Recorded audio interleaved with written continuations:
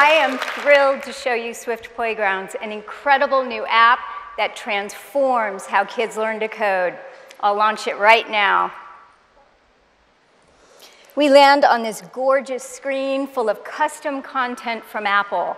Up at the top are lessons, and down below we have challenges. I'm going to start with the very first lesson in the fundamentals of Swift. We see a preview of the content with graphics and a description, and I'll open it.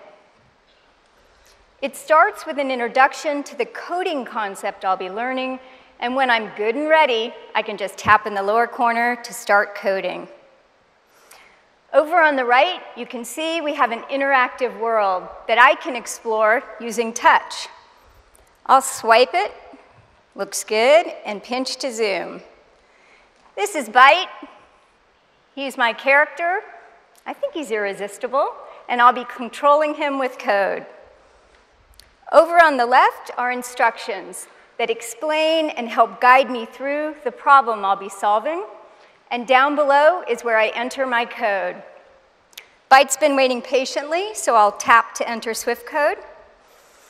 You can see commands have appeared at the bottom. These are just like quick type suggestions, but for code.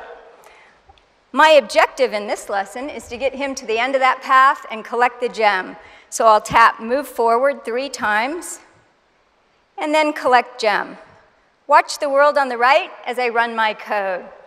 Byte moves forward, he follows the commands in the exact order I've entered, gets the gem, and I've completed my very first lesson. Now, I can continue to the next lesson in the series, or I can jump around to wherever I'd like. To do that, I tap in the top left to open the table of contents, and you can see we include a ton of great content here to engage and motivate learners. This one on loops, looping all the sides, looks a little interesting. I'm going to check it out. Now, we have a few lines of code already filled in. I'll go ahead and run it and see what happens. Byte moves forward, he gets the gem, but then he just stops. Aw, poor little guy. He's going to need some help. The solution here, and I know you've all got this, is that I need to repeat that block of code 4 times to get Byte around all 4 sides of the world. To do that, I'm going to need a for loop. I'll tap the plus up top to open my code library, and all I have to do is just drag a for loop right into my code. Now, watch this. I can tap that loop, grab the end of it, and just drag it all around my code. All right, I'll tap the number placeholder, set this loop to repeat 4 times. Looks good. Okay, keep your eyes on Byte as I run my code. He moves forward, gets the gem, makes a turn, and this time with the added for loop, he just keeps on going.